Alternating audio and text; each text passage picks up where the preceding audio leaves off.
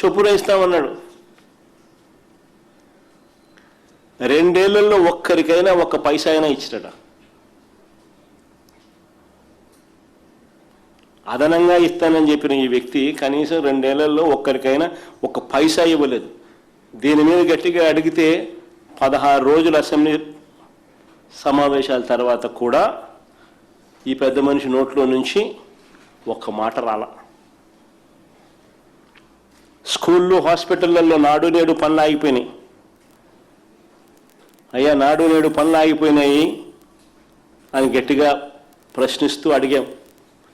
వీటికి సంబంధించి ఒక మాట లేదు. అయ్యా, 17 మెడికల్ కాలేజీలు ప్రైవేటీకరణ వద్దు అని ప్రజలు పెద్ద ఎత్తున సంతకాలతో తమ నిరసనను కూడా తెలియజేసిన పరిస్థితుల మధ్య మీ నిర్ణయాన్ని వెనక్కి తీసుకుని ఆ 17 మెడికల్ కాలేజీలను, ఆ 17 దేవాలయాలను పూర్తి చేయండి అయ్యా చంద్రబాబు అని చెప్పి గట్టిగా అడిగితే దాని గురించి కూడా ఒక్క మాట లేదు. ఆరోగ్యశ్రీకి ఇంతవరకు ఆయన పెట్టిన బకాయిలు, 2 ఏళ్లకే ఆయన పెట్టిన బకాయిలు 3,150 కోట్లు. ఈ సంవత్సరం మళ్ళీ 2026-27లో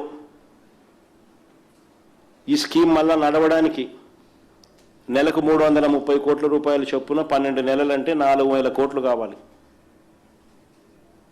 అంటే ఈ 4,000 ప్లస్ ఈ 3,150, 7,150 కోట్లకు గాను ఈయన బడ్జెట్లో కేటాయింపులు చేసింది 4,000 కోట్లని చేశాడు. కానీ ఈయన ఏ రోజు కూడా కేటాయింపులు బడ్జెట్లో పెట్టిన దానికి కేటాయింపులకు ఖర్చు చేసింది చూస్తే ఏ రోజు కూడా కనీసం 2,000 కోట్లు దాటల.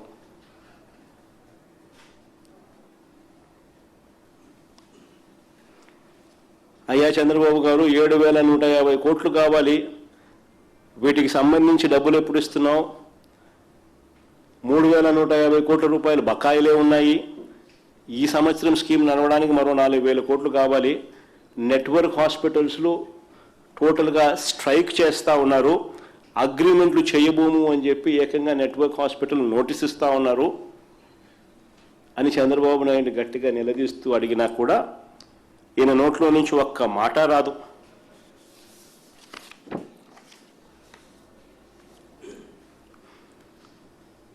ఉద్యోగులకు అధికారంలోకి వస్తూనే ఇస్తానన్న ఐఆర్ ప్రస్తావన లేదు బడ్జెట్లో.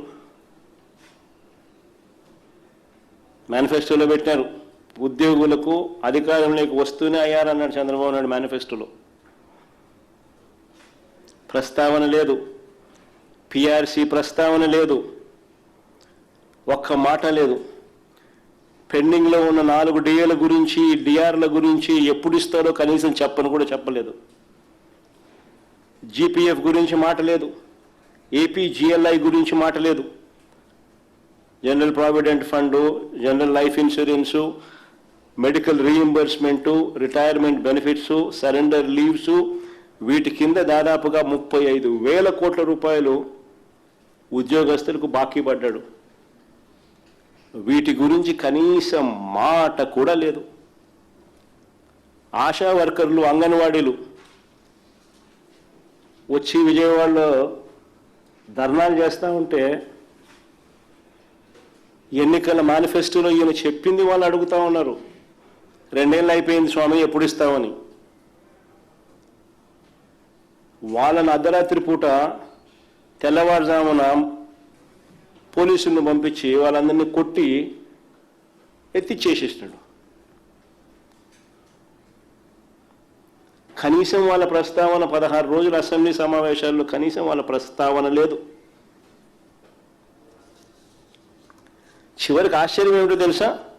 ఇవాళ చంద్రబాబు నాయుడు ఎక్కడికి పోయినా కానీ ఈ మధ్యకాలంలో గమనిస్తాను మీరు కూడా, ఆయన చేసేది 2 ఒక పెన్షన్లప్పుడు ఒక గ్రామానికి ఏదో గ్రామానికి పోతాడు ఖచ్చితంగా 1వ తారీఖున.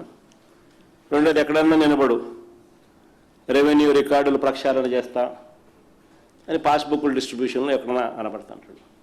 ఇది తప్ప ఇంకా ఏది చేయడు.